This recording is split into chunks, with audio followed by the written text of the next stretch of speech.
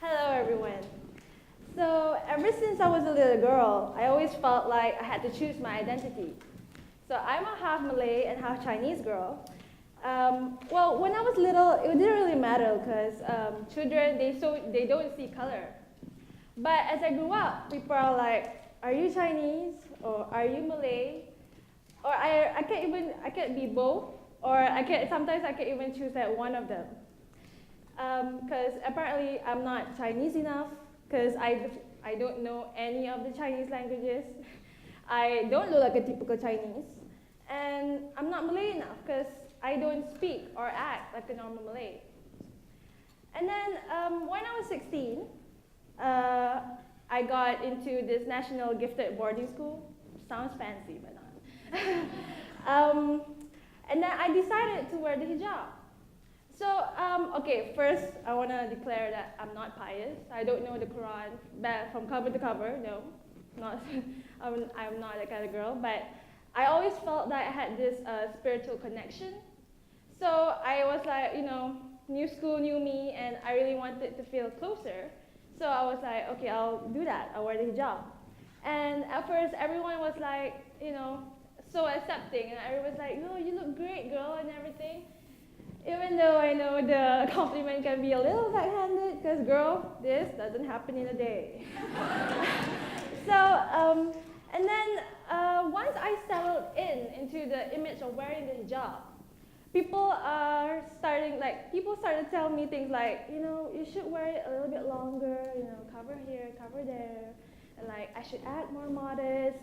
And as a 16-year-old girl, I followed everything they said, because apparently I wasn't looking like this perfect Muslim girl. And then when I was 17, I got the offer to come here. And then another problem comes up. I was looking too Muslim. So at first, since I am from a country where I'm the majority, and coming here, I'm the kind of like minority. So I stick out like a sore thumb, even though I don't want to. And then, well, at first it didn't really bother me much, but something started to happen where I realized that, okay, it's like obvious, everybody's noticing that I'm wearing the hijab. Like, there's this one lady that I will always come across at this bus stop, and every single time she sees me, she will cross her heart and like utter something under her breath. And at first I thought I was imagining it, And then after that it comes like, it was so often, and I'm like, girl, I get it, like, okay, you don't need to do that. And then there's also on the bus, my friend was harassed before, like someone took out their phone and wanted to photograph them and record them as a joke. You know what he said? He said, I'm gonna take a picture of you guys and send it to my girlfriend in case I don't come home tonight. Okay, don't be so shocked. This is like normal.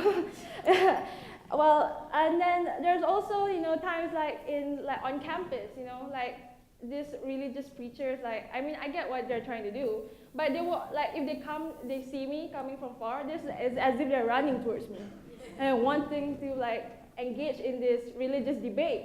Asking me about this and that. Do I believe in Jesus Christ? And sometimes like. All these kind of things, like, I'm a normal girl. Like, sometimes I don't have any opinion much about it. Like, I don't even have anything to say about it. But I'm always, like, targeted for this kind of, like, debates. And then, so, ever since all that happened, I tried to look for ways so that, I don't know, I can fit in, I guess. I tried to find ways to wear the hijab without looking like a hijab, which kind of sounds ridiculous, I know. And then I also try to wear more colors so that I don't look oppressed. Like, I don't want people to single me out, like, oh, that kind of girl, like, oh, you don't want to talk to. And then also, which is, I also, like, every time I come across this, like, not this, like, any hijabi girl in my class, I tend not to sit with them because I don't want people to group me into this one group, which I know is bad. I know it's terrible of me.